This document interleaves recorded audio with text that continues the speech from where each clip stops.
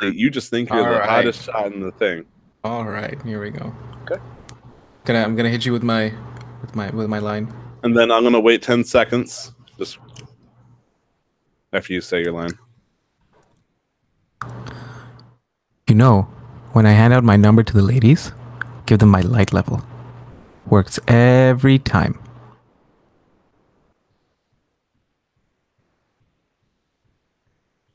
Okay, so we got to talk here. Who's starting the podcast here? Are you? Because we're partners now. Do I? Do we start at the same time and see who talks faster? What's going on here? What's the plan? Rock, What's the paper, battle? scissors at the start of every episode to see who starts it off. Rock, paper, scissors. All right, you ready? No, I'll let you have this one today. What? You can't just forfeit a rock, paper, scissors match? Yes, I can. Watch Oh, me. rock, Watch paper, me scissors, not you'll forfeit. forfeit. Fine. Well, rock, paper, scissors to see if you can forfeit. All right, let's do it. Okay. Yeah. Rock, paper, scissors, gun. Oh, I got a gun. Oh, man. I guess I win anyway. Whatever. Fine. Hello, everybody, and welcome to episode 21. We are the first episode of the second season of Casual Master Quest. Holy smokes. I'm on fire. Put this, this smoke out. I am Tyler, your host, but not just the host. I am a host because now, being the super ultimate partner duo, I have over in his other side of the corner, he has the other half of the room completely to himself. Holy smokes, it's spacious over here. Hello, what is going on, Nick? Hi. Hi, I know, right? I'm saying, I'm like fireworks. This is a lot of space. I've never had this much space to work with before, so I'm not exactly sure what to say or do. I mean, are you territorial? Like, are you gonna start sandbagging? Not really. I'm pretty much the whole podcast. I'm pretty much a pushover. So I mean, if you ask nicely, or even you don't even have to ask nicely, I'll probably apologize. You have your own bathroom. Sure, well, I'm gonna poop. Okay, I'm gonna use my bathroom. I mean, the Canadians have indoctrinated me quite well, so you can just say whatever you want, and I'll probably apologize for it. Okay. So, first question for you. I know this has been out for a couple of weeks, but thanks to an interview of a fine lady, there's been a healthy comparison of the U.S. president's penis apparently being compared to Toad from Mario Kart. So, what do you think? Does this devalue President Trump's dick, or does this raise the value of Toad? What's going on here? What do you think? Because I hated Toad in the first place, and now, I mean, we always joke that Toad looks like a dick, but I don't have any as we've gone over this back and forth, I don't have any nostalgic connections to any sort of like people from the Mario universe. So for me, it really devalues the president's dick, and I can say that openly because I'm living nice and cozy in Canada. So yeah. I wonder. I know a lot of people don't like talking about President Trump, and I think this is the first time I ever brought his name. I don't like talking about President Trump mainly because I'm brown and bearded. Oh, okay. Yes, that's true. As you can see, I do not have any questionable flags behind me and all that sorts. I'm not wearing the red patch of a certain kind, and quite frankly, I don't know how to feel about the idea that our president's dick is supposed to be compared to a fungi. It's interesting. I feel bad for his wife. Oh. It's like I have a friend who likes to play it specifically as Toad during Mario Kart. And so now if I call him a dick, I can be a little bit more literal about it. So I got that going in my direction. It's like being bludgeoned with a cylindrical rod, but with no smooth like ends. Just like you're being pummeled by it. That's what I would imagine it feels like. Oh my! Do go on. Man. Should I unzip? Jeez, what are you doing here? Gosh. Yeah, I'll call him a dick. It was like, that's president's dick to you. So, what have you been doing? What's your life been like over on your end? School's been something else. I'm in a bit of a high school like mean girl situation in school. I can't really talk about it because the podcast is like linked to all my socials. So in case it ever came back to an investigation to me, this might be used against me. But it is a bit of a messy situation. One that I wouldn't imagine that I'd be in, considering the fact that I'm paying $2,400 a course a semester.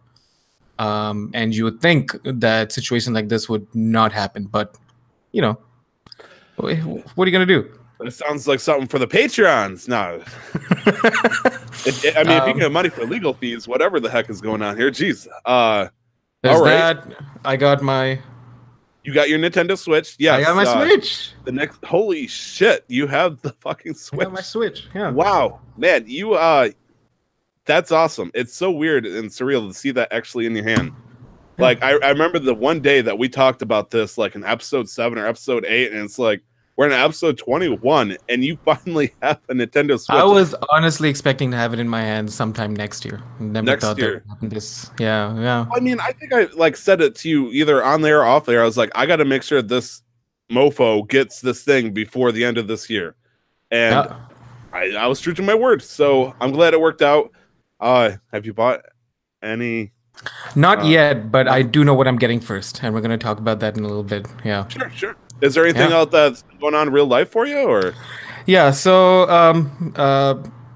this is a little bit heavy, and we're not going to stay on this topic too long. But I had a high school friend. We were friends of friends, but we grew up in the same batch of classmates together. So, knew him for about 4 years.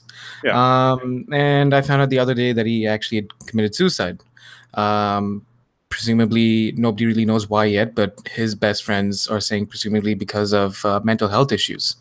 Now, I'm not exactly sure where he was, if he was back home in the Middle East or if he went back to his home in Bangladesh. These are not exactly countries that are open to having. Basically, there's a lot of stigma around mental health. Mental health doesn't exist practically. And so, really, main reason I bring it up is because I think this is something that affects everybody, regardless of what kind of wherever their life is taking them. Mental health is a real thing. A lot of it is classified as illnesses, because of so and so chemical imbalances and whatever they may be. And it is important to have a dialogue where we're open about talking about stuff like this, so that you can go out and you're not afraid to talk about it yourself or ask for the help if you might need it. And so really, if you are going through some things, reach out to anybody, be it people, be it your family, be it friends, because there'll be at least one person who gives a shit, and it's better to try than not try, I feel. I agree. Not to draw away from the lustier friend. That's not where I'm going with this. I've made it clear that I consistently fight off depression almost on a daily basis because, with the right mindset and I guess according to doctors, went out the wrong set of chemicals, you have one thing and that turns into a dozen things. And before you know it, you feel like the whole world is turned against you and feels like you have no way to fight back against it, or no way to get better. And then before you know it, you feel like you don't have a place in the world. Like to me, depression starts with me getting mad at something and something is upsetting me.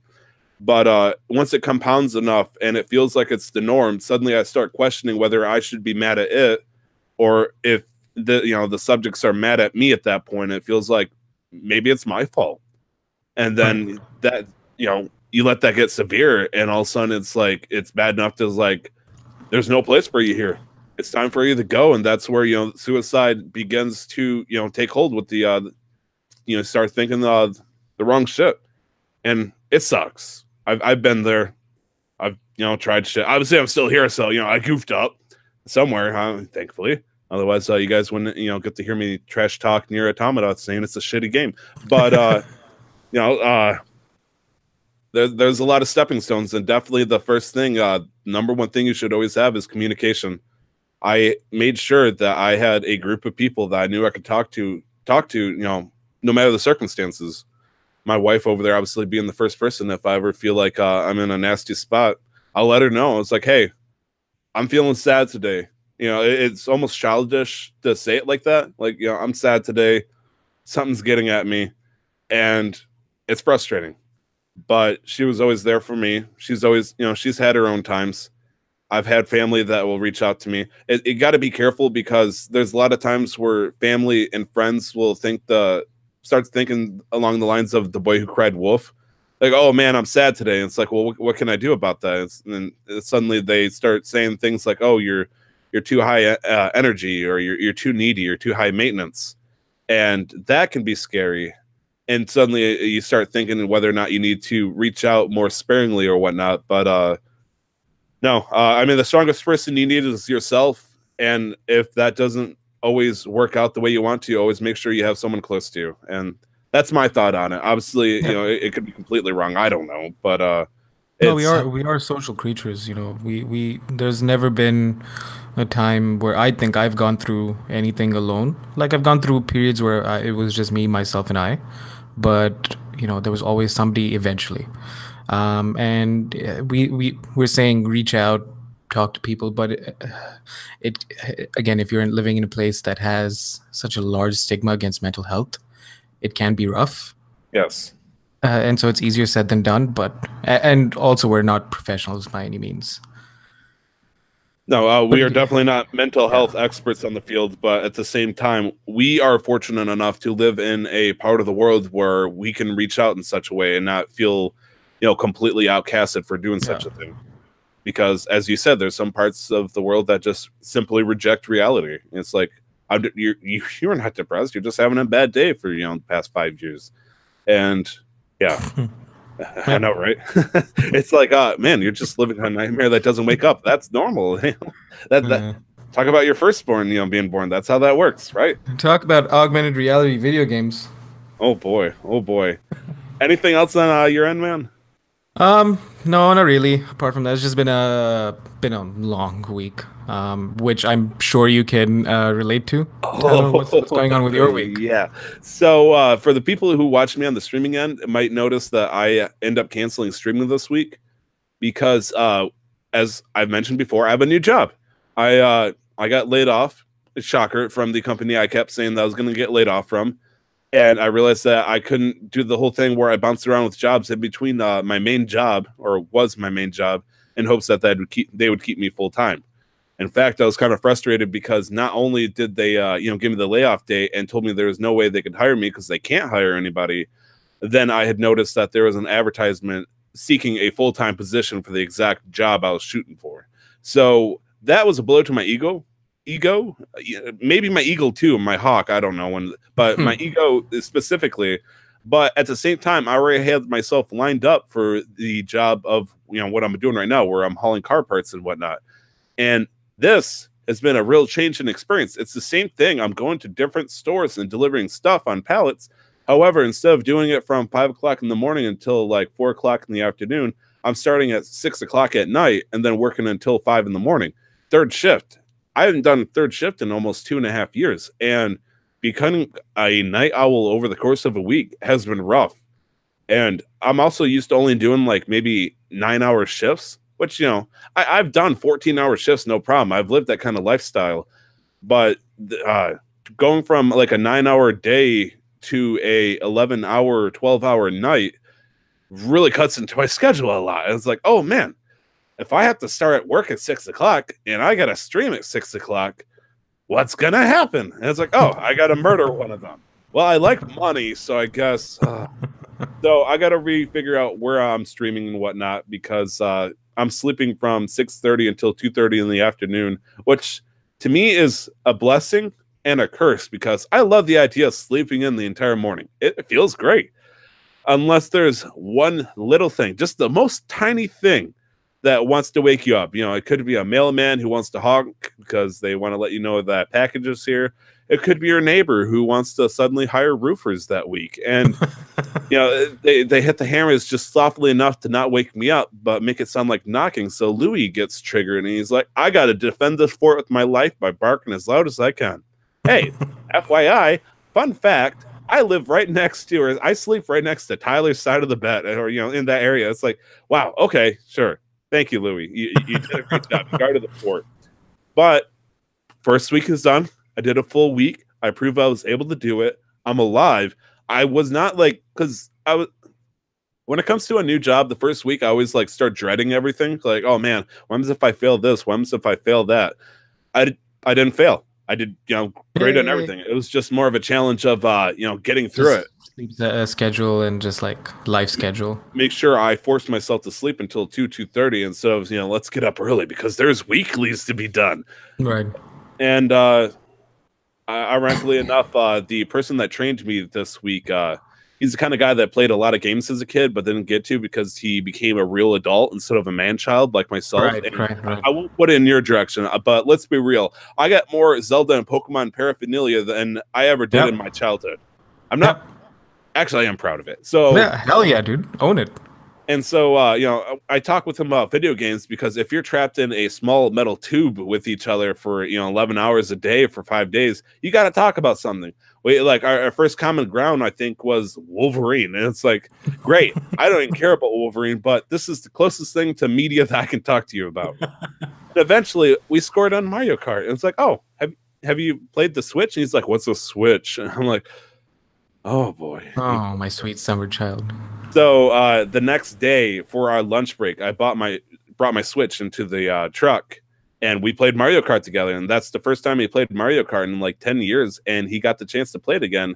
And he's like, holy shit, I got to buy one of these things. I'm like, he told me earlier, it's like he's never going to buy a system because he has to focus on working on the house. Like, don't do that, because then they're going to blame me that you didn't, finish working on your living room or something like that, putting in a new window. And so we spent every lunch break playing Mario Kart. Now, the first day on Tuesday, when I brought it in for the first time, he tied with me. I was impressed because, 4 races, you get certain points per race, for position. He managed to tie with me. Like, holy crap. And he hadn't played in like years or whatever, right? You're pretty good. Yeah. And then the next 2 days, I just curb stomped him. It was vicious. Like, it was almost demoralizing. Like, there was one point that I was like, okay, I'm going to play with a controller in just one hand. I'm not going to do anything else besides drive with my thumb and then, jump and use items. It worked. It was upsetting. I'd get 7th place and he'd get 12th. And it was like, come on, dude, I just played it with one hand. You got to, learn to let go or something here. But on Friday, I think we ended up tying again. And at this point, I had brought my own auxiliary cord. We had the music and the stuff playing surround sound in this truck.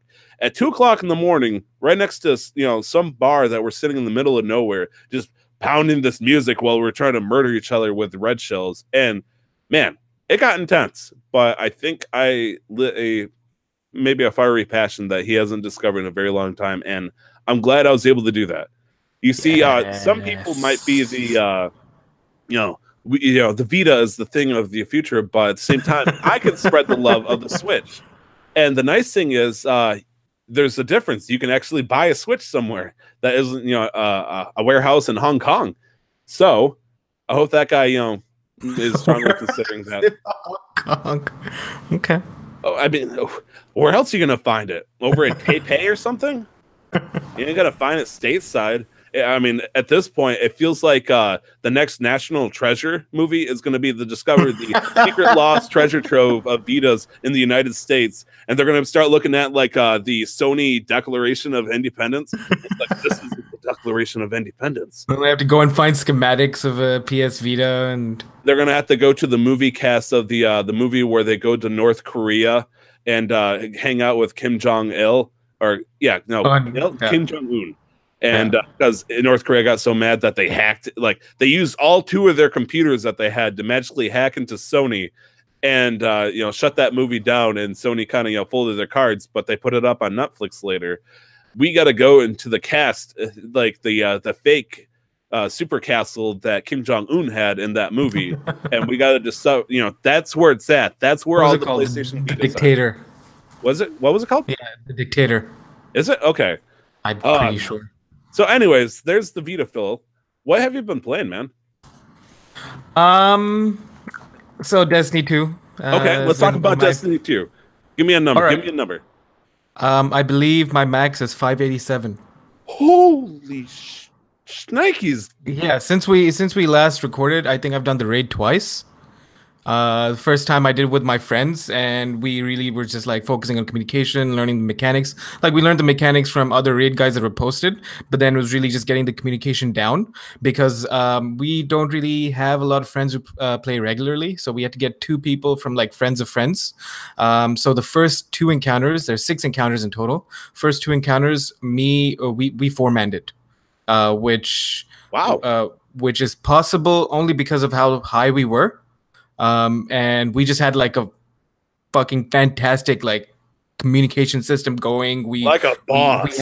We were stacking all the right buffs. We were just like super like PvE sweat lords. And then the second run I did, which was on Wednesday, I believe. So the main boss of the raid took us with my first clear took us about maybe an hour and a half, just because of mostly communication. I would argue even 2 hours.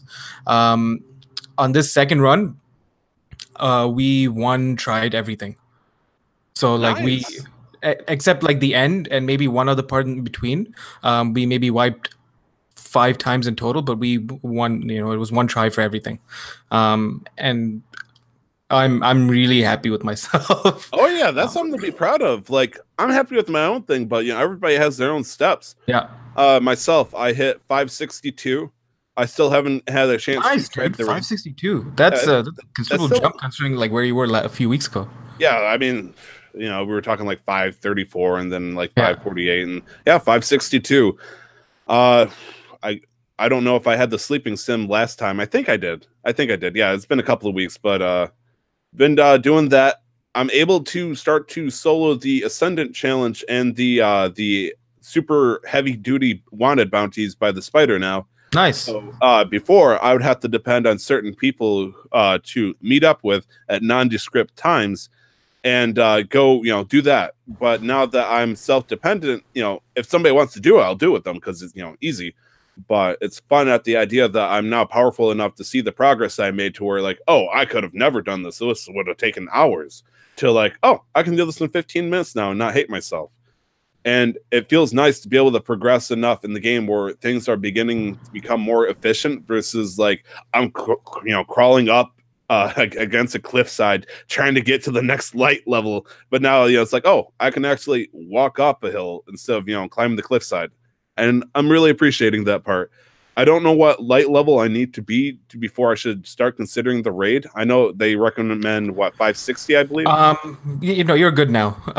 It'll just be the last few fights. It'll be a challenge because they scale up to 585 or 590, but you're within the bracket of where you can do damage and doing it. So I think we did it. I was 560 when we did it. I was the lowest in my team. Everybody else was 570 plus. I was 563. So I was in the least possible delta. No, I think 556 to 560 is the least possible delta you need. So delta is every 5 levels. That's the damage scaling. So the higher up you go, the more damage you'll do.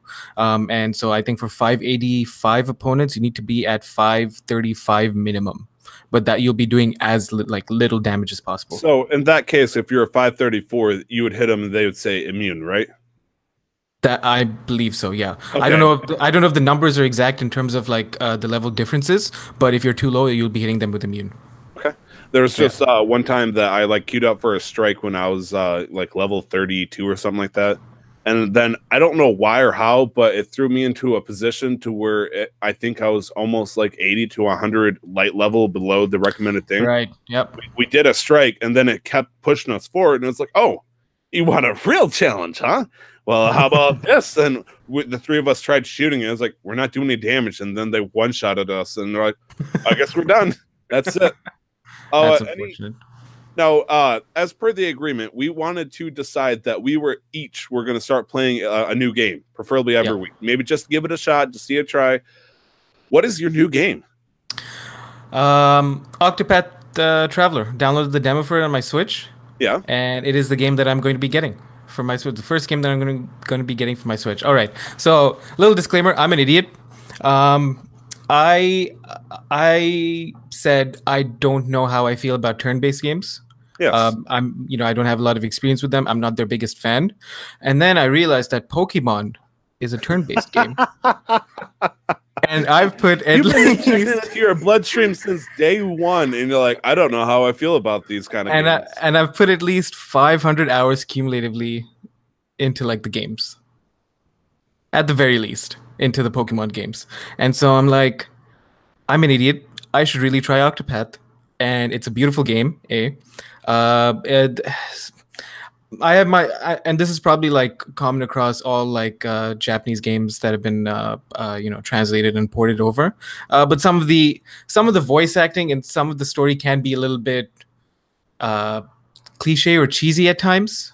So if I were to say that sometimes when there's conversation going on, it looks like it might have been taken out of a Shakespearean play. That, and sometimes it feels a little bit forced, or like it's a middle school drama like kind of line. Oh, it's like most Final Fantasy games. But it's not. But it happens, very little. At least so far in my initial playthrough of the demo. And the story is pretty. I enjoy the story of the different characters I picked so far. And the combat system. I believe we covered this on an episode quite a while back when Cam was doing his playthrough. Yeah, I don't remember. Go ahead and refresh me. It is very. It can get very intense really quick. Like it can get really difficult really early on. And I remember like dying completely a couple of times to some of the big level bosses, despite being them the starter bosses, just because I didn't have the strategy right. So it can get really intense, and it's scary because I started enjoying it. And that means that if I actually get the game, it's going to suck me in, and I can't wait for it, but I'm terrified of that happening. Free your shackles. That is Bungie's prison. Explore yourself out of the tombs that is Destiny 2 and venture your way into Square Enix's hideout. Welcome to what I forgot what it's called, Octopath Traveler. So what's your main character? What's your character that you started out with? I picked, because I'm a weeb, I picked the dancer. Okay. And I really enjoy playing the dancer because she's got some really nice support skill set, like some really nice support moves and some really like heavy damage dealing moves. And then from there, I think I decided to go and meet the apothecary. I can't remember his name. Yeah, and I don't remember. Alphen. Okay, cool. I'm surprised I actually knew that because and then the dancer's Primrose. Primrose. Okay. Yeah. Now, Nick, did you know that Octopath, if you pick each of the letters, that's the first letter of one of the characters' names? Like Primrose, the P in Octopath? Yeah, that would make sense. That's pretty cool. Oh, you didn't actually know that? I didn't actually know. That was an open secret that, everybody... No, because one of the the cleric, her name's Ophelia, that much I know. And I don't know anybody else's name. Okay. Well, if you think about the name Octopath, you can take at least a small guess. That's pretty sick. Yeah. But yeah, no, that's my new game for the week. The demo only allows you to play 3 hours, and because of how busy school's been, like I haven't even been playing Destiny every day. I'm about 2.5 hours into the demo. I think I'm like at level 10 for my main character Primrose right now, and I'm honestly having fun. I'm enjoying traveling around, walking around, going through the battle sequences.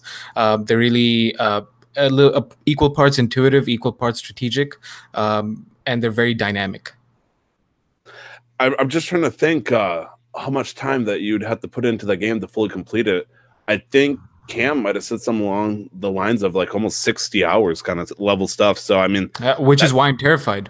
That is a jump. Like, I still haven't beat Persona 4. I've put away that Vita, and I need to pull it back out and finish it just to say I officially finished it. Right. But that's still another 10 hours of suffering that I don't make. Maybe I'll think about it. I'll think about it. So you mentioned you played some Mario Kart this week? Yes, I played Mario Kart 8 Deluxe specifically with my trainer. I played in about 2.5 hours because we have half-hour breaks and all that stuff. Got my fill on that, so I'm primed up to smoke anybody, but I'm also the kind of guy, it's kind of like in Pokemon, where if you put free-for-all rules where you can pick any Pokemon you want to, I still won't choose legendaries because I have pride. And in the Mario Kart universe, the big heavy winners are the heavier guys because they have the max speed. And all the pro players that want to win, that are, as you would describe it, sweaty, pick heavy characters. I always play Waluigi because that's how I roll. Waluigi for like, I love how you always, like, every time you just suggest it's like, I gotta sound just like him for some reason. Okay, so beyond that, I've been playing also my fill of Destiny 2. We talked about that. Minecraft because even though I'm putting my heavy duty streaming on hold, I've started working on what I call Super Sub World. Did I talk about that in the last episode, or I know I mentioned it to you? I know we've talked about it, but I don't think we've talked about it on an episode before. Okay, so since I became an affiliate, I personally don't really care about the whole sub thing. I just like the idea of being called affiliate because it's a cool badge name. Right. But there are some people that I have in my life that simply don't care whether or not I don't care, and they do it anyways. And, you know, they get a cool fancy badge and all that stuff, but it's like, I want to let them know that they have a special mark in my world of the streaming business. And so I am playing vanilla Minecraft in creative mode, and I'm building a world called Super Sub World. And I put in probably about 6 to 8 hours worth of building into it so far. And not only that, my wife Amanda has actually put some work into it too. Now, just start off with the details. Super Sub World, you know, I made this small town that I'm just slowly but surely spreading around, making different kind of buildings and whatnot. But anybody that subscribed to me, either, you know, through regular Prime or, you know, through the big whammy $5 or more, I gave them a 10 by 10 block and just built them a shrine dedicating that whole area to them. Like my best friend Brandon, my first sub, I made him a normal looking wood house with fountains on the side and stuff. But him and I, when we played Minecraft, we loved diamond blocks to the point that when I became a moderator, I think I mentioned to you where I cheated a crap ton of diamond blocks. So it looks like a normal house, but then you go down and it's just decked in diamond ore and diamond blocks everywhere, and a little throne made of diamonds. And then, you know, I had one for Nick. Nick is cool, and, you know, he likes the cool. Not me. Oh, sorry. Nick. Sorry, best friend Nick. Yeah, you haven't subscribed to me yet. And I made him a giant iron throne with lava and a bed in the center. And then he took his mom's account and Prime subbed to me because she wasn't using it. And so I made her a pretty little house. But I've made a lot of cool shit. I made not a pirate ship, but just a wooden sailing ship just jutting out of the edge of a cliff, just sticking out. And I thought that was cool. And then I made it like a little winter home on the mountain. But Amanda, I want to give Amanda credit, and she's peeking around the corner with her evil like smile. She thought she was entertaining. Now, I want to preface this with saying Amanda did not like the idea of playing in creative mode. She does not believe, or did not rather, believe herself creative enough to do anything that was interesting. She'd make her house into the side of a cliff, into like a dirt cave, and then I would be making, you know, cool wooden houses of, you know, cool duplexes and all that stuff. She's like, I will never be able to build as cool as him, and, you know, put me on this weird pedestal that I made myself out of gold. But she tried her hand at it just to humor me. And she's like, can I build this over here? And she points at one of the highest mountains in the distance. I'm like, sure. About an hour and a half later, I come back and I told her that this world's called Super Sub World. And so what does she do? She replicates a beautiful 12-inch turkey sub out of wool. This is giant thing sticking on top of my fucking mountain. And she's looking at me like she's all proud and embarrassed and stuff. Oh, it's ham. Sorry. And then she went as far as built what it looked like a googly-eyed Deku tree, and then built a large sheep made out of wool, ironically enough. And that has been an experience. I made a video that I shared once at the beginning of the stream to show people that what I'm building, but I haven't had a chance to show the world, you know, what's been going on. It looks so great. But on the other hand, further into the Minecraft world, I've played. Cam had called it Pixelmon, which is technically correct, but Pixelmon specifically was a mod, the mod specifically. Whereas what I'm playing is called Pixel Spark. It is the community that is taking that mod and then building into different servers and whatnot, so groups of people can play together. Because you can play Pixelmon by yourself and you'll randomly generate, you know, Pokemon centers and all that stuff. Right. Not as fun. It can get boring after a while. Amanda dragged me back in because I tried playing. I was like, I'm not really interested. And all of a sudden, you know, I look down and I see this rope hanging around my leg that tightens and it just drags me into the pit Yoink. that is Pokemon Minecraft. I'm like, no, I just want to play one or the other. Not both. Not both. Ooh, this is nice. And so I started playing for a couple hours. Discovered that I like the idea of if there's a game that I can just grind and make money, it's like, oh, by the way, Tyler, in order to claim your own property so no one else touches it, you need to make money. I'm like, oh, great. How do I do that? Well, you can either sell Pokemon, so I'm pretty much Team Rocket, or you can go mining at this mine farm that has like spammed amounts of diamonds and whatnot to cash in on. It's like, I like making money. Let's be Team Rocket. So what I would do is go into this mine, dig, find fossils, turn those fossils into Pokemon, and then cash in on those fossil Pokemon. Yeah. And I'm making the money. And so I got that going on. I'll give you an update to see if I'm going to be able to meet Giovanni just yet. I'm almost there. I'm almost there. Why would you want to meet Giovanni when you can become Giovanni? Giovanni, you're right. Giovanni is not a person, but a status at this point. He is a philosophy that I will eventually embellish into my own persona. Now, again, that was kind of a new game, but I do have 2 new games that I want to talk about real quick. The first one is Nintendo's new IP for the mobile called Dragalia Lost. Have you gotten a chance to play that yet? Or it is not on the iOS store, or at least not in Canada. I'm sorry, Mr. I did Apple try to look user. for it. Yeah. As I shine my Android powered glasses or some crap. So Dragalia Lost. It is a game. It is specifically a gacha game. It's not a shocker, honestly, because after the Fire Emblems game that came out on mobile, it's pretty much the same basis on how things are going to go. Now, Fire Emblem has its own strategy, time it's Fire Emblem. Yeah.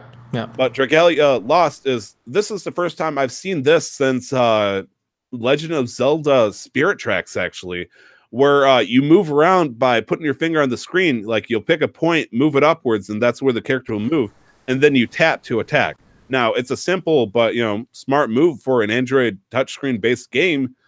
But like I said, they did that on the DS, and it was just weird thinking that Nintendo incorporated that. Now, they probably didn't invent it, but I'll give them credit. Right. So it's basically focused on the prince who wants to make a pact with a dragon so he can save his kingdom. Oh man, the kingdom of Fetiston or something like that. They all don't wear socks because socks are filthy, but there's the evil sock wizard who just wants them all. They're all just wearing like crotchless pants and assless chaps. Cows are extinct due to the amount of leather they did, and that's why they want to make a pact with the dragons so they can use dragon scales for their their ass cheeks. So, anyways, sweaters. I'm trying to imagine that being incorporated into a Nintendo game. Like I imagine like Shigeru Miyamoto just walking and like, all right, guys, what? And he just got like he went out for a nice dinner, and it just happened to be like just a bunch of nature's finest mushrooms, and he walks in just all loaded, and he's like, all right, fuck it, we're gonna make the best game of all time. I've always wanted to make this game, and it's gonna be fantastic. Like, he has like an R&D team of like 50 just sitting around this long table, and like they're all sitting there waiting for him to show up, and he goes in, slaps like a cup on the table that's made out of like random wood pieces and Legos and stuff. He's like, all right, let's Kojima this shit up. And that's what they're going to save the kingdom of foot fetishes and the evil sock sorcerer that's going to take it out. Anyway, so Dragalia Lost is none of that, unfortunately. In fact, if it was, they would have a lot of money out of my pocket. So he's making a dragon pack so he can become a dragon, essentially. And the first thing I thought was, oh, it's going to be cool playing a heroine. But it turns out it was a guy. Whoops, my bad. And you get to have a sister join up with you, get a bunch of people to get to join up with you.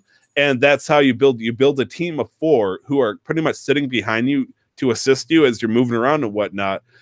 And the way you collect those is essentially, loot boxes. And you do that, you try to get a 5-star, but you always get a 3 or 4-star. And it's like, if you spend $500 billion, we'll guarantee you a 5-star.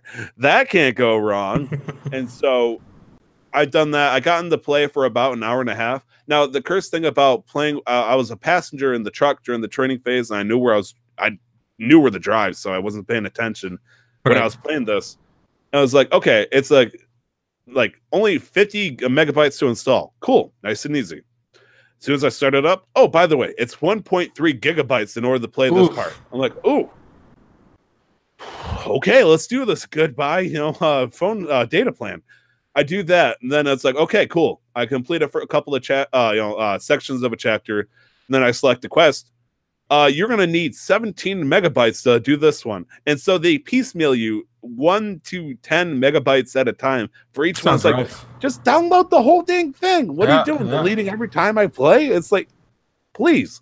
So after a while, I was not able to play anymore because I went out so far into the boonies. I didn't have phone signal to download 0.15 megabytes to continue. It was very upsetting. It's like, just let me download everything. You might be able to, but they don't give that as a default option to do. So that's Dragalia Lost. It's pretty cool. It's definitely a gotcha game. Got to be careful because it's the same mindset every time I play. And if I like the game enough, I'll give it between $10 and $20. But then that feeds into a different addiction. It's like, oh, we're going to give you a lot of good stuff, but enough to make you maybe you should put $5 more. Just $5 more, and then the residue of your transaction, you can get something cool. Or, maybe $50 more, depending on, what kind of game. So Dragalia Lost. I had a chance to play Shadow of the Tomb Raider. I chose that over Spider-Man. I made the big jump, and I do not regret it. Have you played the other Tomb Raider games? I have played Tomb Raider and then Rise of the Tomb Raider, yes. Okay. Okay. So I meant, have you played any from this current iteration? I mean, those are the last two.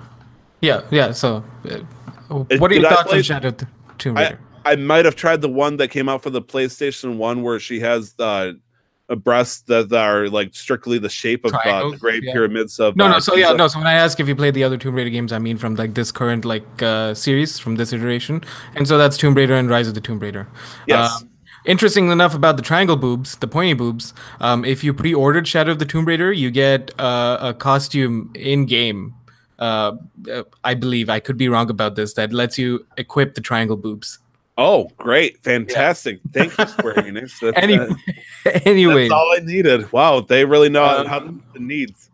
How much have you played of it, and what are your thoughts so far? I know it's a lot darker story-wise than the previous ones. So I want to also I love disclaimers for the most part. I've only gotten to play about 2 hours of it, but that is because I wanted to play with my wife watching. This wasn't a stream game. This is a game where I wanted to play and we can enjoy it together. Yeah. Being a third shifter is problematic to this. I got to do it once, and then by the time I get home to possibly play this, she's got to go work at 6 o'clock in the morning. Then she'd come back to 3:30, and then I got an hour and a half before I got to get ready for work. And during that time, it's destiny or nothing. Like, what's the point of living if I can't get my daily done at that point? I know I got 4 days before it disappears, whatever. But this weekend, I'm hoping to give it another chance. We can play some more. During this time, you're right. Because the first one is simply, oh gosh, oh woe is me. I was on an adventure, misfortune happened, and now I'm stuck on this island with a crazy Japanese queen that has the power of the gods to create no one can leave. You cannot leave. It was pretty cool. It was a good introductory. I thought it was a great game.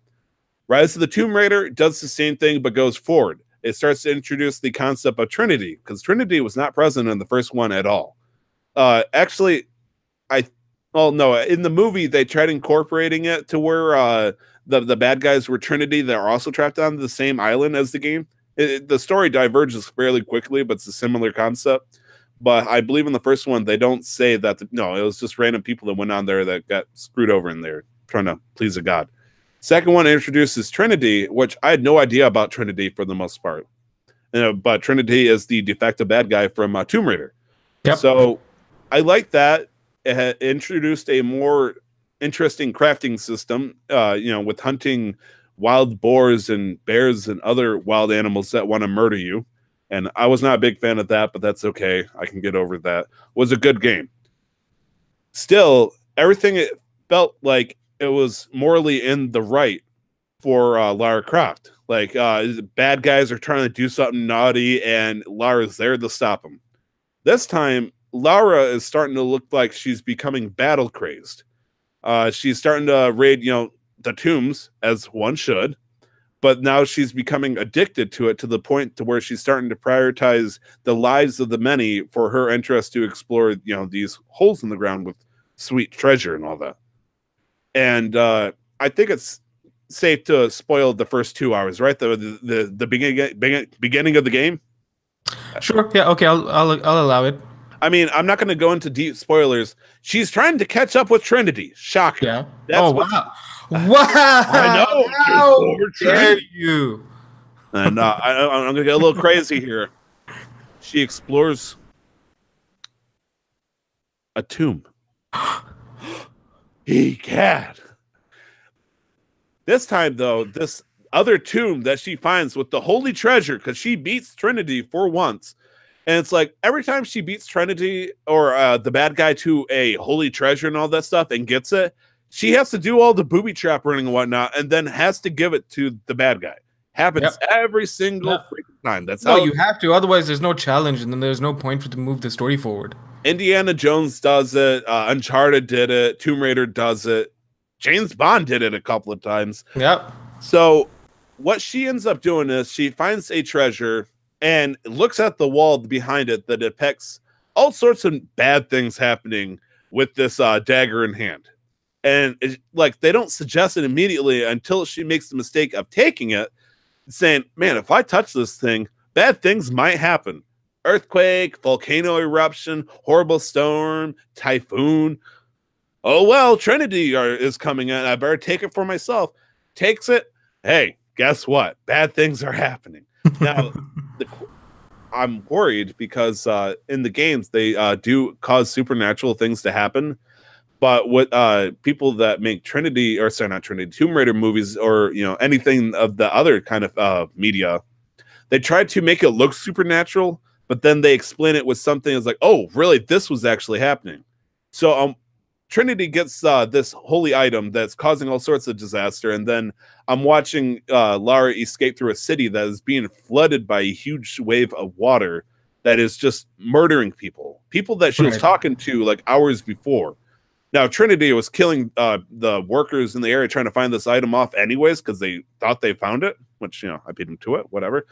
But there was moments I was like, holy shit, that happened. Like, this was Persona level, holy crap, that happened. There was a time earlier, because it's focused on Day of the Dead, because it was focused in Mexico.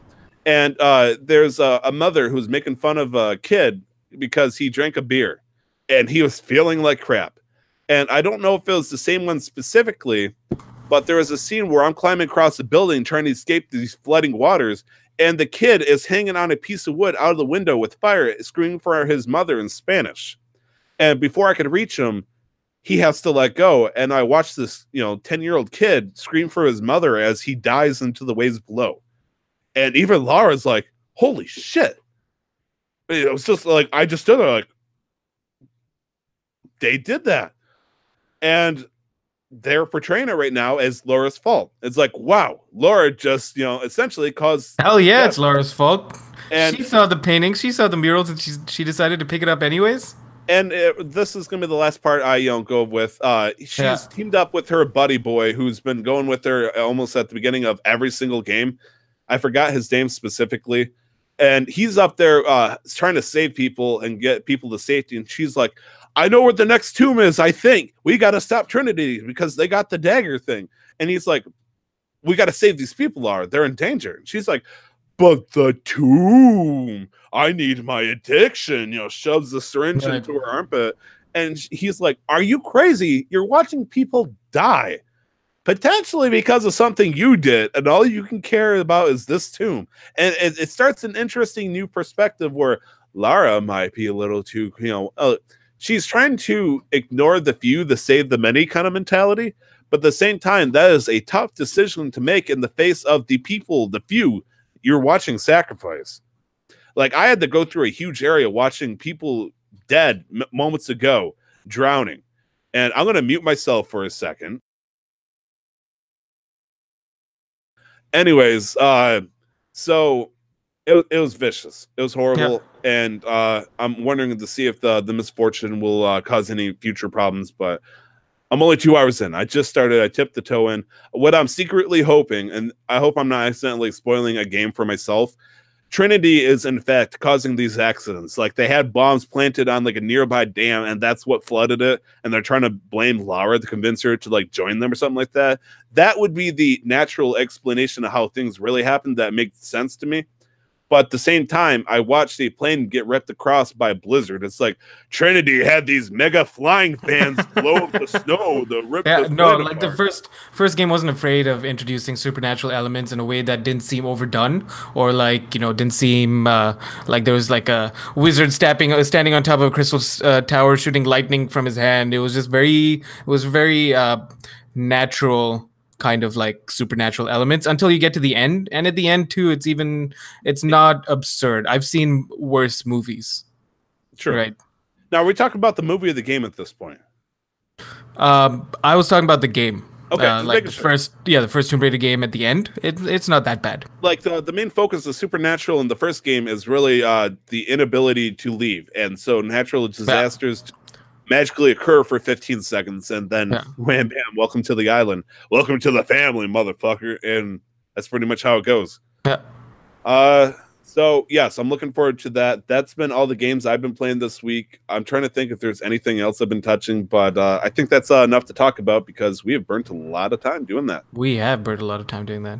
So the nice thing is we can pull out and put stuff in as we see fit. This shouldn't take too long, but for our little modular section, we're going to plug in story time.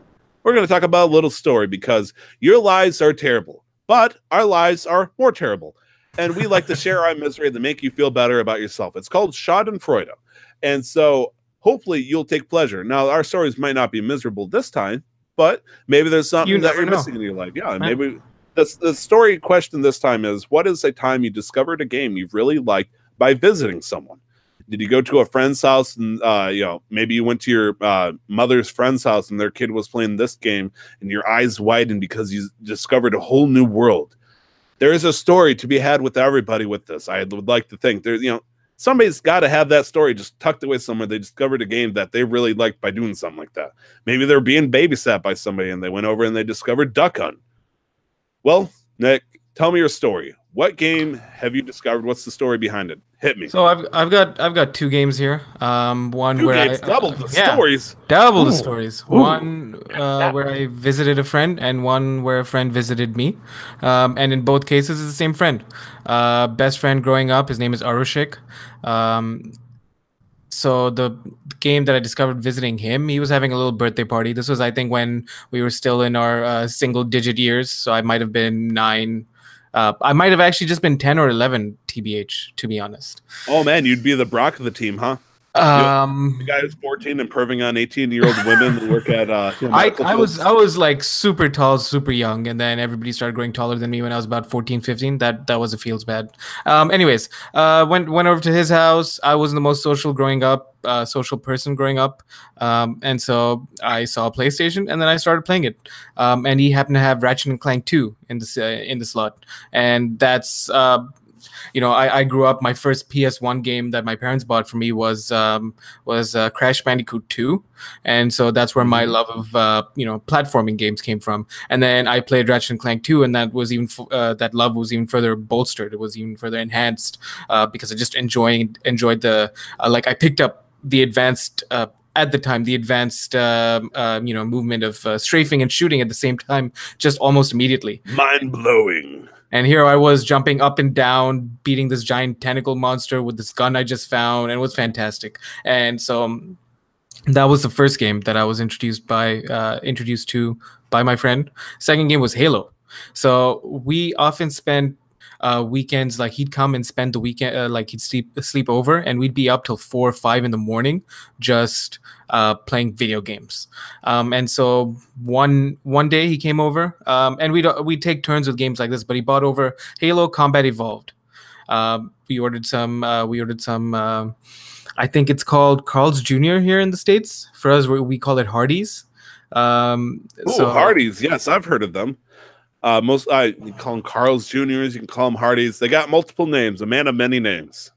Yeah, so ordered some of that in. We were just chilling, watching some TV, and then it got later in the night. Then popped in Halo Combat Evolved on my home desktop computer, and we just went at it all night. And I just remember thinking, how can a game this good exist? Like a game this good. This is the pinnacle of gaming. This is the moment that first-person shooters were introduced into my life, and he doesn't even play games anymore. He's a chef now. He's a pastry chef. That poor soul. Now, I just want to. I mean, I'm sure he plays games. Maybe he does occasionally, but I haven't had regular contact with him in years. Switch. Need to show him the Nintendo Switch, and it's because of this motherfucker that I'm still playing video games, and I couldn't be more grateful. Isn't it nice to swear anytime you want to now? It's so nice. It's freeing, because before, like, we privileged ourselves after an hour, and then we barely did it, but now it's like free range. It's like, do it. And it's just very natural. So anyways, yeah. I have two questions. What was your friend's name again? Oroshik. Okay, part two to that one question. Was he a Pokemon? I know it's terrible. I know it's terrible. Mind you, we played Pokemon together a lot, actually. And I remember one very specific moment. Our families went on a... No, I didn't try to catch. Our families went on a road trip. Okay, two specific moments. I was in the middle of a hot streak with the Elite Four. For whatever reason, I think we were having an argument. He knocked my Game Boy Advance out of my hands, and I didn't have my back cover for the batteries, and that knocked the batteries out of my Game Boy. And so I hadn't saved him in a while. Him, so he's dead now. I was upset. And another time, I think on the same road trip, but coming back home, I was watching him catch a Groudon for so long. Eventually, he was down to like 10 Pokeballs, and he caught it with one of them. Nice. And it was just like we lost our minds. We were like, it was a Pokeball, but it was a Groudon. The Big Balls didn't work. The Ultra Balls didn't work. Yeah. Fun fact for me, in the original Red and Blue, somebody told me this, and I believed them for about 10 years, that you can only catch Mewtwo with a Master Ball. Right. And I discovered later that you can catch them with a Pokeball if you really wanted to. But, wow. Okay, my second question is, what was your favorite multiplayer map on Halo? I never played multiplayer until... so it was all campaign. It was all campaign. I never played multiplayer, like even online multiplayer games. I didn't get a chance until Halo 4, because I never had Xbox Live. So I got Xbox Live for free for 2 weeks when I first bought Halo 4. So I played that for quite a bit, and then I bought an Xbox Live when I moved over to Canada. So, yeah. I'm trying to think, like, for me, I never got to play it on the PC. For me, it was the OG Xbox, but being able to play that, I remember very, very specifically, I believe the map was called Valhalla, which is I think I know the map you're talking about. Yeah. That is the map that Rooster Teeth has gone as far as, make the default map for red versus blue.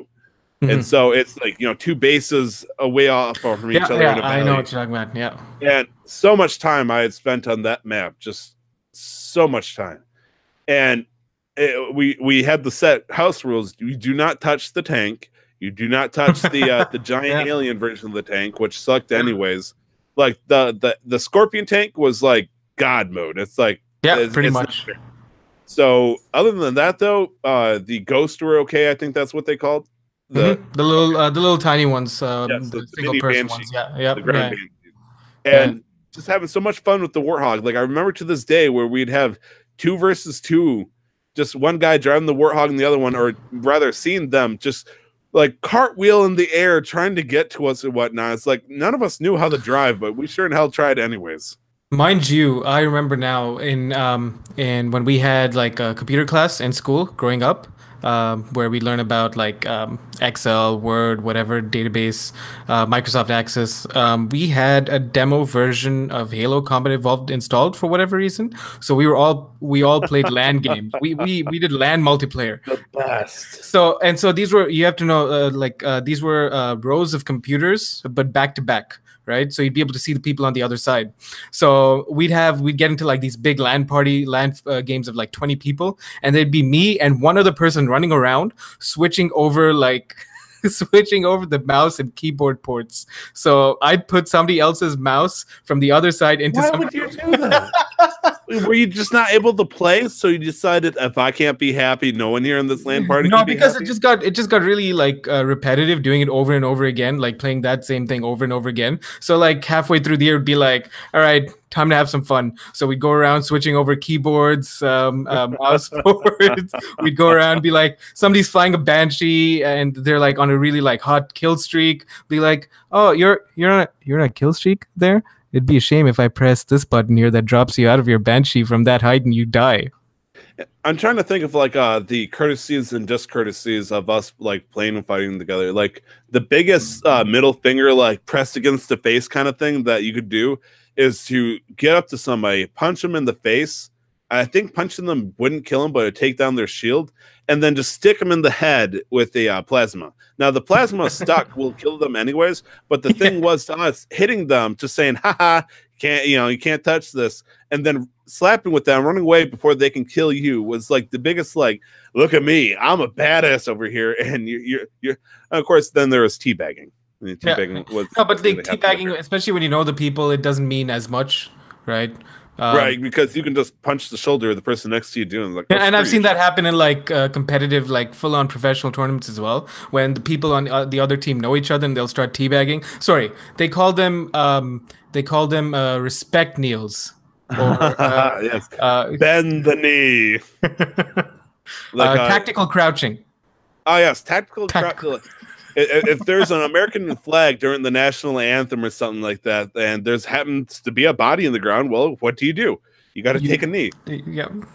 I love how you're backing off. It's like, oh, American politics. Ooh, got to be careful here.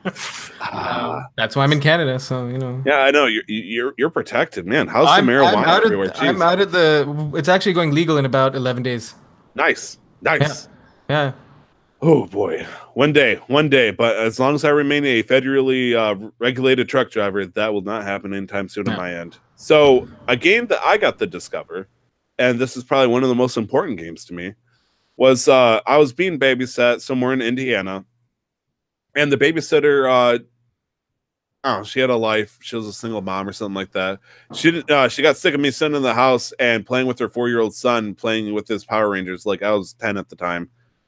And actually, no, I can't say I was 10 because I think this game came out in 2002 or 2004. I'll have to double check just to make sure specifically.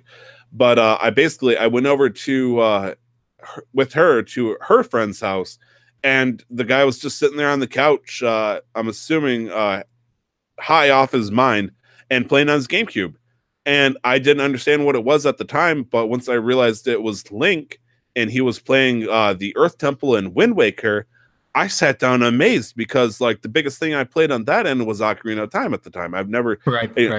Like I would have loved the idea of being able to play those kind of games, but I was still scrapping together my Nintendo 64 trying to be cool with Majora's Mask and Ocarina of Time. And so around that time with watching Wind Waker was like watching the future and being able to see my favorite game series, a game I would not be able to touch for years later. It was wonderful. It was magical. I got to watch, this cartoonish looking Link, and a lot of people back in the day, that people that are much older than me and a lot whinier, like, it looks too cartoonish and stuff. Okay, so maybe I was 14 or whatever, and I was a kid. Who cares? I loved it. I still love how it looks. The artistic design was a great move. But yes, I got to discover Wind Waker by a chance encounter of a babysitter taking me over to one of her friend's house. And I probably would have played it anyways, but that was my first sneak peek preview of being able to see it when it came out. Such a memory for me. I still remember to it. Well, I mean, obviously, I hope I remember. I just recounted it. Where I accidentally pushed the button on the side of my head. I was like, no, it's gone. It's gone. Wind Waker came out in North America in March 2003. 2003. So I would have been 12 at the time. Okay. That makes sense. That makes sense. Like I know I was young, but not enough to be in middle school, or I would have been just barely pushing middle school. Right. So that's my story. That's my memory of discovering a game, going over to a friend's house or something like that. Now let's do the topic of the show. Oh boy, hopefully this won't take too much time. But it might be 2 sentences. Who the hell knows? Topic of the show, Collector's Edition versus DLC for making money by the publisher. are either a decent money-making plan. Is there a better method for the player and or the publisher? Now, there's absolutely many options that you can go with making money besides selling the base game. A lot of people simply agree that going above $60 is almost heresy at this point. Right. But it's unfair for the developers and more than likely in this case the publisher to recuperate the money for their advertising cost. They got to get money somehow, and obviously the nice way would be selling millions of the copies of the game. Obviously, if they sold an extra 2 million, they'd be happy. Nothing wrong with that. However, and this has been a burning trend since I think 2006 or something like that. The idea, I mean, collector's edition's been out since the beginning of time. The idea of, paying extra $20, $30, $100 to get the Master Chief Spartan helmet, to get the legendary edition of Halo 3 and all that stuff, that's a thing. That's real. And DLC obviously didn't come out until much later, but they're both big things. Now, which one do you think is the better money-making plan on the publisher's point of view? I think first we have to differentiate between the different kinds of collector's editions. So you have the collector's editions that'll release, let's say it's a single player game. So let's say God of War, for example. So you'll have God of War, and then it'll come out with a really nice box art, really nice, high quality box. And then you'll get collector's items, some stickers, this, that, whatever, right? And then you have the other collector's editions that are mostly for service type games. So let's take Destiny, for example. With the latest release, you had a collector's edition that bundled the first 2 DLCs and the latest DLC, right? So if we're talking about the one with the physical item, usually I would think you would make a limited amount. You'd make a limited amount based on base how many pre-orders you're going to get of that, and then determine how many more you want to make sure that it's still, there's still few enough, or you've made few enough where it still feels like it deserves the title of collector's edition, but you're making enough to make money off it. Now, when you say it like that, just the idea of recognizing that there's going to be a limited amount versus DLC, which can be unlimited to the amount of players, I feel like we both can already figure out which one probably makes more money in the long run. I think, unless you think that there's such a huge amount of money and profit being made for those collector's editions that the DLC seems, insurmountable in terms of the amount of money. No, the DLCs are going to probably make more money by far, because not everybody's going to be able to afford collector's editions, and there's always going to be a limited amount. Here, I don't know why I started on this tangent that I went on, but no, tangent away. That's the point of Casual Master Quest. Let's talk casually on this Master Quest. I was just trying to break it down into the different kinds. So DLC based collectors editions are mostly for people to catch up and to give new players an opportunity to jump back into the game or jump into the game at any point in the middle, right? So most service like games or most MMORPGs will have similar kind of options for new players to do that. I'm not super well versed on WoW, but WoW, I think World of Warcraft had the most absurd price point you had to pay until a few months ago. If you wanted to jump in somewhere in the middle, you had to buy every single DLC prior. Yes. Is that correct? Nice thing is, yes, you're very right. The nice thing about that was they printed out so many of these damn discs back in the day that you could get the expansions from like mom and pop stores that just have them collected there for like $5-10 a piece. You could buy them digitally online for like 20 a piece, but you're right. And to a lesser extent, Forsaken is doing the same, or sorry, Destiny is doing the same thing. They gave you the option to where you can, buy everything for $60 right now. But that wasn't the case up until a month ago. You had to buy the base game, and then you had to buy each of the DLC expansions.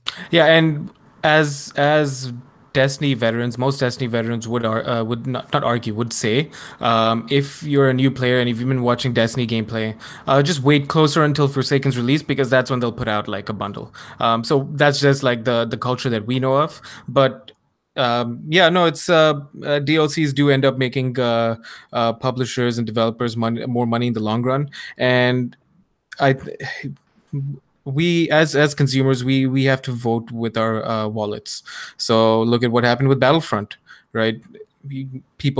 Battlefront declined heavily because of all the bullshit that with their loot box systems and people essentially paying to win.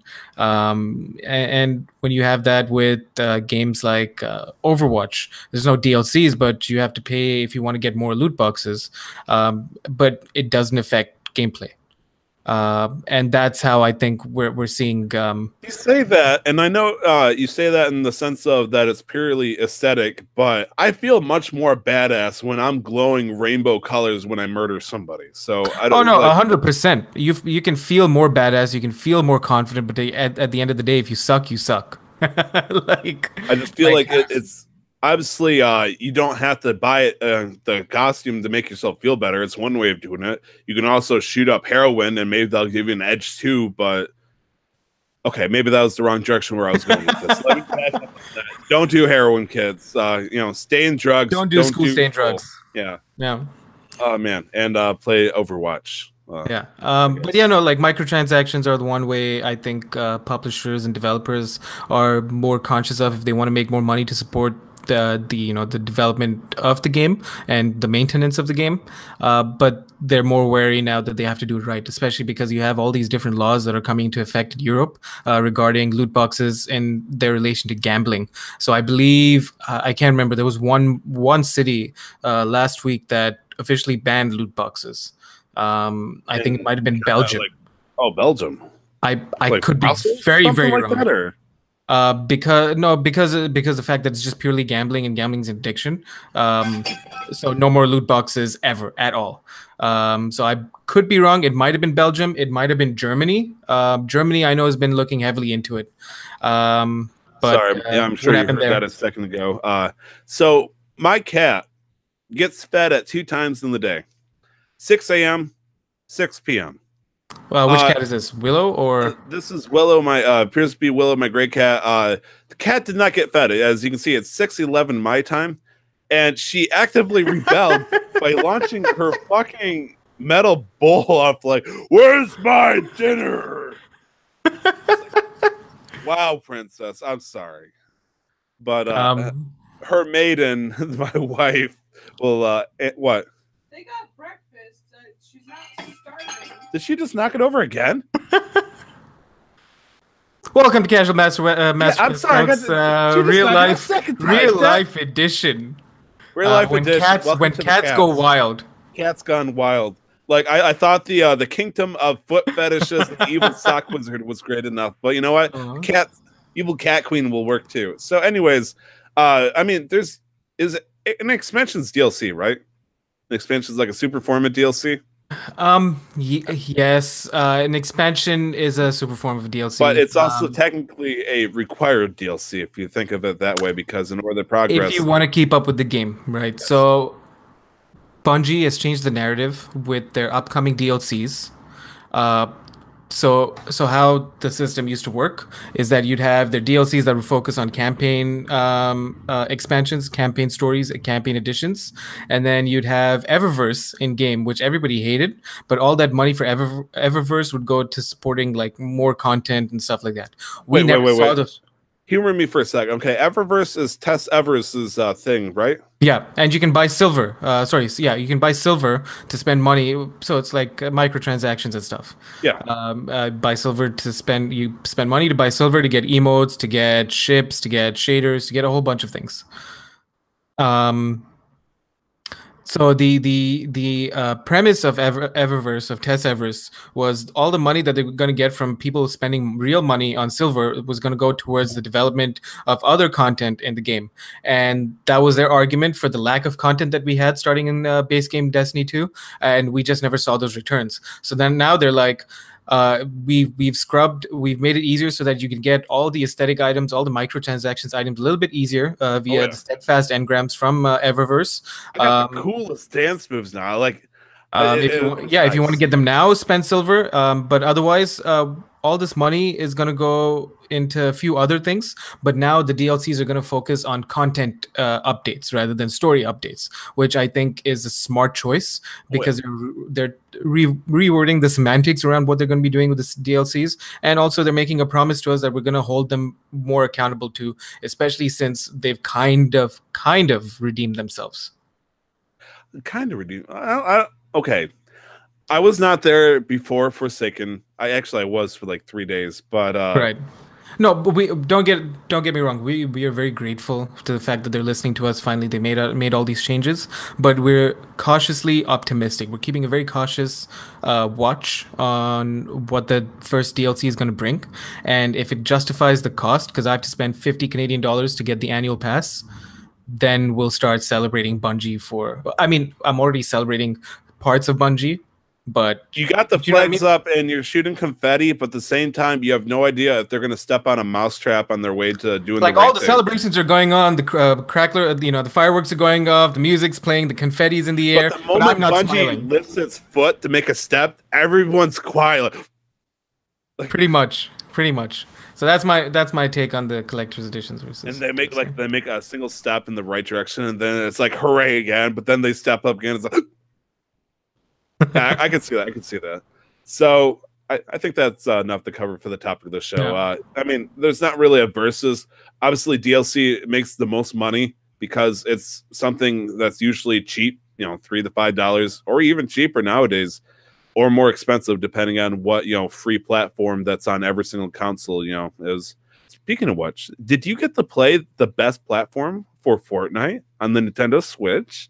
I was gonna make a joke. You're gonna raise your voice and talk angrily. You speak quietly when you speak on the Nintendo Switch, the best platform for any game. Oh, I do not doubt that. I was gonna talk ill of the game rather than the platform. Yeah, Fortnite is garbage. I would never play it again on any other platform except for the PC, because that's a platform where I would hate myself less for playing Fortnite. Okay. That is fair. I'd rather stand on grass when I'm playing a game than on hot concrete. I know, terrible analogies. I'm terrible with analogies today. I hit gold with that freaking that kingdom. Okay, so instead of going back to the glory days, let's wrap it up. Game releases are coming out this week, and I brought up a couple from earlier last week for the listeners on Monday here today, because we didn't really get the chance to talk about the games last week. Kinda, sorta. So I'm starting on October 5th. Assassin's Creed Odyssey came out on Friday alongside Super Mario Party. Now, Super Mario Party. Go ahead. I've heard very good things about Assassin's Creed Odyssey. Yes, very high things. I've heard very good things, and I don't know, I might just be tempted, Yeah, get it for the Switch. No, it didn't come out for the Switch. Sad face. Woo. But Super Mario Party did come out for the Switch. Hopefully, very hopefully, I did get it. I want to stream it. It's either going to be, either it would have done it on Saturday night, aka tonight for us right now, or it's going to be Sunday yesterday. So by the time you guys hear this, it's going to be gone. I'm sorry. But there's going to be a chance hopefully next weekend where I get to play, and maybe other people get a chance to play with me if you own the game. Let's see. Coming out on the 9th, which I believe is actually today. No, it's Tuesday, tomorrow. Disgaea 1 Complete's coming out for the PS4 and the Switch, which might not be your cup of tea, Nick, but have you ever messed or looked at a Disgaea game? Never heard of it. I just looked it up. It seems like a tile turn-based game. Yes. I don't know if it came out before Final Fantasy Chronicles. It's essentially, the ye olde version of Fire Emblem that made it out to the US first, kind of make their step in the world, and then Fire Emblem happened. Yeah. Coming out on PS4 and Switch. Same day, we got a bunch of games coming out this Tuesday. My Memory of Us, also on PC, PS4, and Xbox One. I don't know what that game is. Have you heard of that game? My Memory of Us is a reminiscence of a friendship between a boy and a girl. A friendship made during tough times. Times of terror and pain. I don't trust that. An exclusion in a world where people were forced to live in two artificially detached worlds. They made a very great synopsis for the first Super Mario Brothers movie. I still don't trust those things. It looks like a side-scrolling platform game where you play as one or maybe both the characters. Okay. It has a very unique art style, but it is a very artsy game from the looks of it. Okay. Overwatch, Halloween Terror, which I'm assuming is their Halloween season for Overwatch.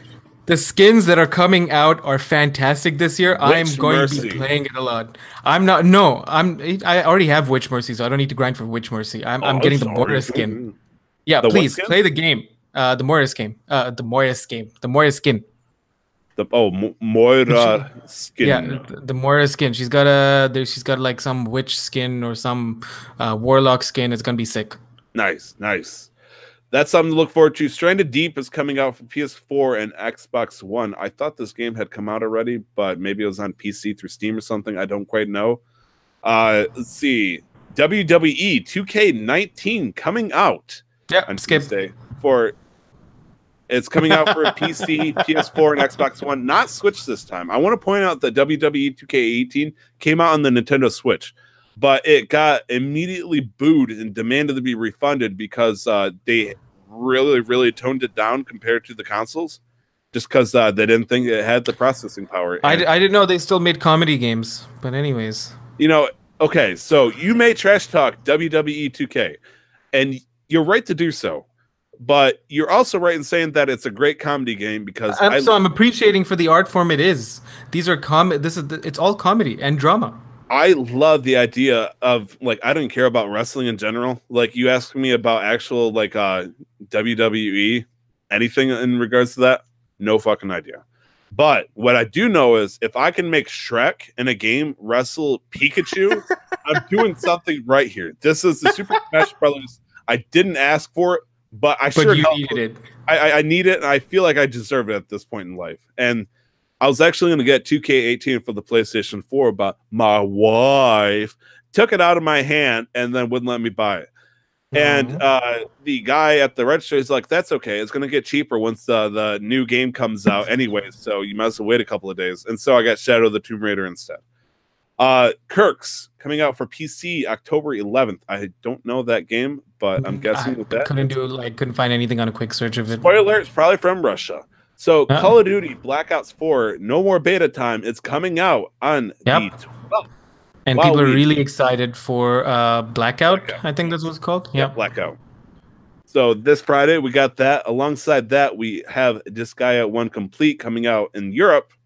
We talked about it a moment ago that was coming out in the US on the Tuesday, but on the 12th, it'll be coming out in Europe for the PS4 and Switch. No love for the Xbox One with that company. Wow. So, a new section I wanted to put out, and I hope this works out, man. I hope this works out.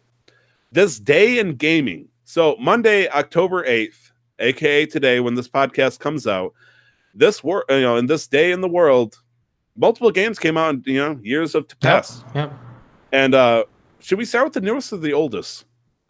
I mean, we might as well just we'll start with the newest. So we have Mario Sports Mix that came out on 3DS in 2015. I'm not aware of this game. Okay, so this is Nintendo's attempt to saying, hey, you guys like Mario Strikers Charged for the Wii, the soccer game? Let's give you like that and a bunch of other games, but let's dumb it down and make it poorly done. Also, let's put it on the 3DS because we hate you. So, okay. I was excited to play this because I wanted to play Mario Soccer with my friends, but my friend looked at it and said, don't do it. It's not worth it.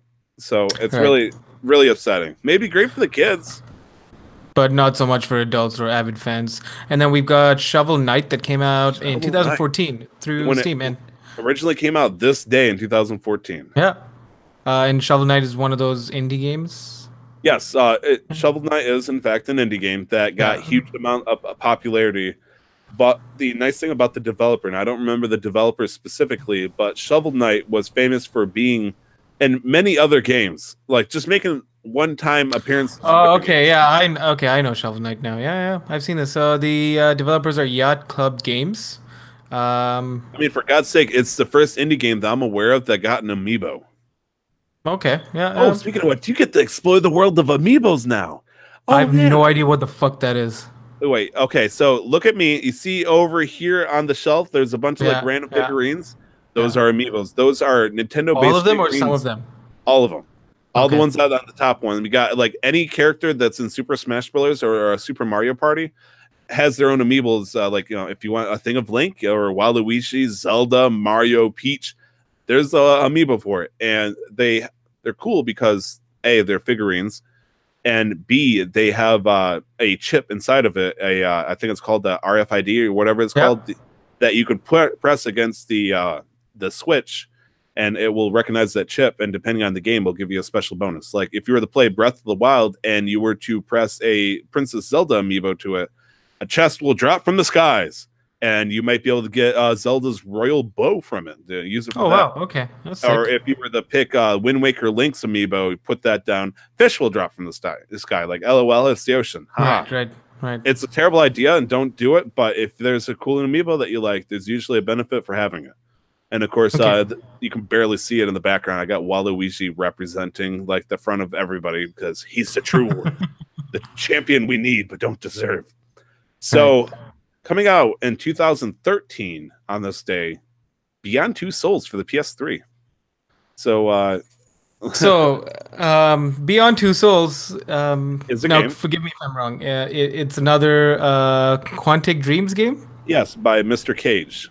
Oh, our beloved Mr. Yes, David Cage. this was the last dream that David Cage had before Detroit 2 Become Human was a thing. Oh man. Then we've got. you call it a dream. Some people call it a nightmare, but you know, think of it. Then we had Donkey Kong Barrel Blast come out on the Wii in 2007. Yes. Maybe not the biggest thing in the world, but it was something. Like, let's be real. I got to look at between 100 and 150 different games that came out in this day in history. So not all of them are gangbusters. All of them are interesting. We got a couple of interesting ones though here. For example, the next one, this might have been in Europe because I believe in America it came like a couple of weeks later. Pikmin 2 for the GameCube came out this day in Europe in 2004. And What is Pikmin? wait, okay. I'm assuming legit question. I'm Okay. Googling it right now. Yeah. So, Pikmin is a game where you get to essentially farm and discover little creatures called Pikmin to assist you, and you try to build up a large squadron of them to collect materials that look like everyday items to bring back to your spaceship so you can take off and be on your way. These things are ugly. They're horrifying. Yes. And the game itself, like the first one, I mean, the second one, I really enjoyed because, you know, playing as Louis and Olimar, which are the two different pilots in that game, you'd basically throw these little fuckers at monsters, murder them, drag their corpse to your ship, and your ship would create more of these Pikmin. And so you'd slowly but surely build an army to get past puzzles. Like, for example, red Pikmin are immune to fire.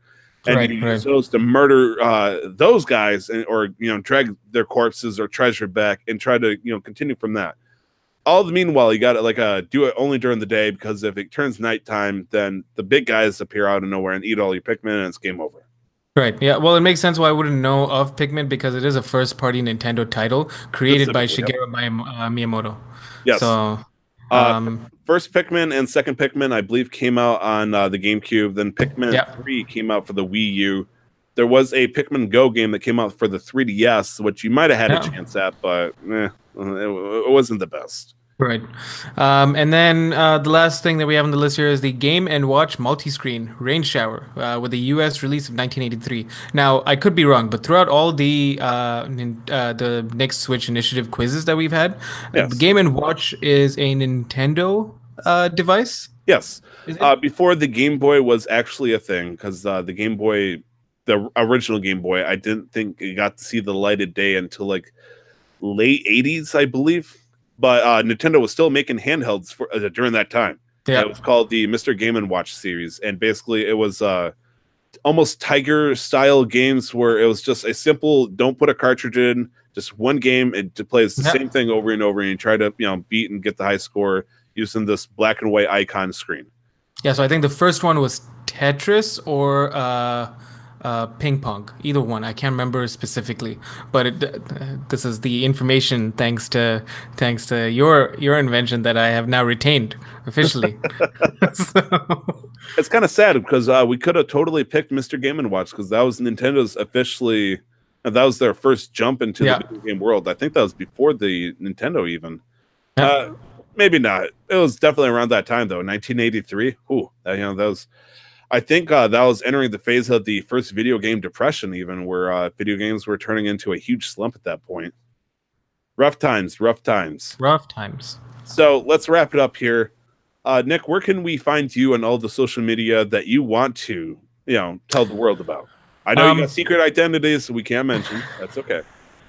There are no secret identities. All my social media is like all one. So you can find me on Twitch at twitch.tv/LRWarrior11. You can find me on Instagram and Twitter at LRWarrior11. I have a stream schedule, but school's been getting really busy the last couple of weeks, and school's always going to be the priority. So don't expect me to stick to it, but Mondays, Wednesdays, Fridays, and Sundays. So if you follow me on Twitter, you'll be able to know whether I'm streaming that day or not. Yeah. Okay. Awesome. Good information. Now, as I want to reiterate here, my stream schedule is on hold. I'll stream when I can, but I don't have a solid one, which is the nightmare situation for anybody that wants to consistently watch you. And I'm very sorry. But you got to understand that I not only added an extra 15 hours or so to my normal work schedule that I got to cut out of time. I'm also working third shift, so I can't, unless I'm going to stream in the truck, shooting myself in the foot. By the way, beat Skyward Sword. I forgot to mention that one. Yeah, it was an okay game. It's weird because it started off rough, but at the end I had like a fine appreciation for it. But then I got to remind myself that it took almost 15 hours to get to that appreciation. It was just a slow drag.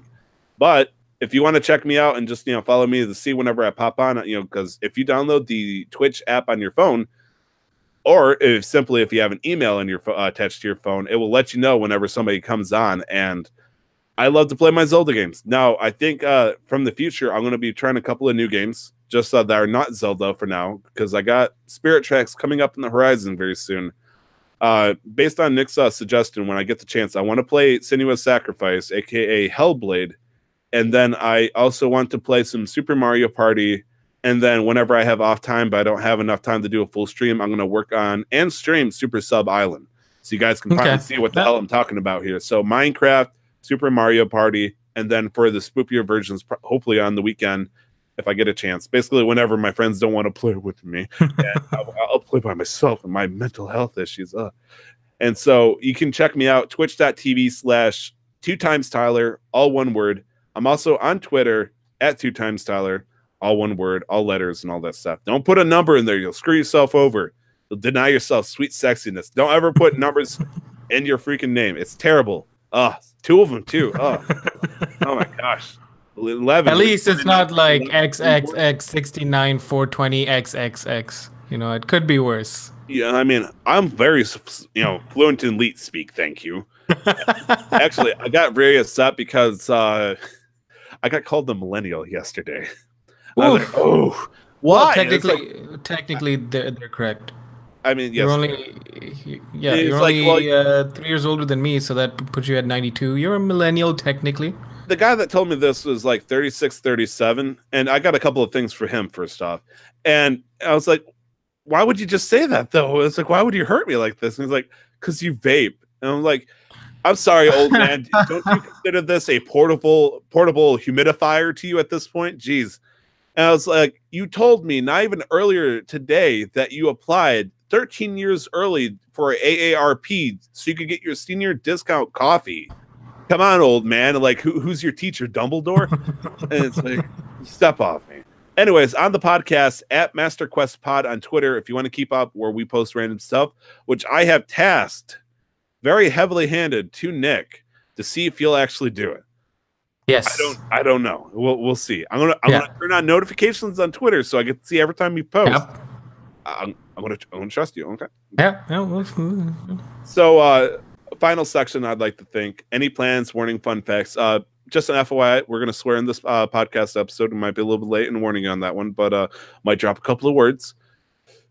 Such as the Vita. There we go. So again, I'm sorry. I know. Any plans? So plans will continue. We're going to try to do an hour and a half every week. We're right on schedule with that. We did a great job. And if you like our method, because some things are going to be a little bit different. Like story time this week might not be story time. I might challenge Nick to a life and death duel where I'll shoot him a question, and he'll shoot me a question and see who's smarter. And then we'll smack our EPs together and, which one breaks the sword and whatnot. But don't worry, he has the katana. I have the bastard sword. Even though his sword was folded 10,000 times by a master forge chef, it's not going to pierce a 2.5-inch thick sword that I need both hands to swing with.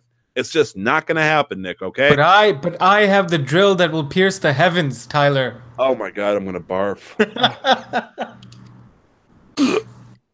I'm sorry. I have that fucking anime.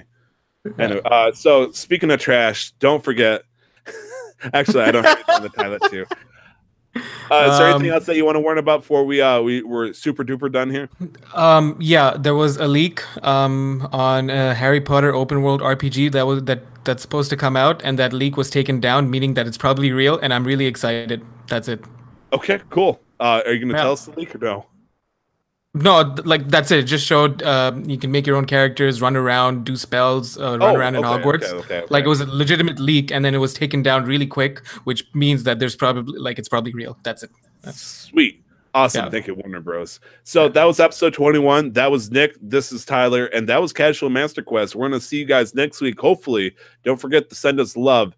If you want to email us, I didn't put this here, and you want to tell us how great Game & Watch was, or what's your version of the the kingdom of fetishes, go ahead and email us, or hit us a tweet over at Twitter at MasterQuestPod or casualmasterquest@gmail.com. It's the show at gmail.com. Anyways, that's it. We're gonna call it here, wrap it up, and don't forget to never stop the grind. We'll see you guys next week. Bye-bye. Bye. Maybe we'll say some more goodbyes while you wait for the podcast to end.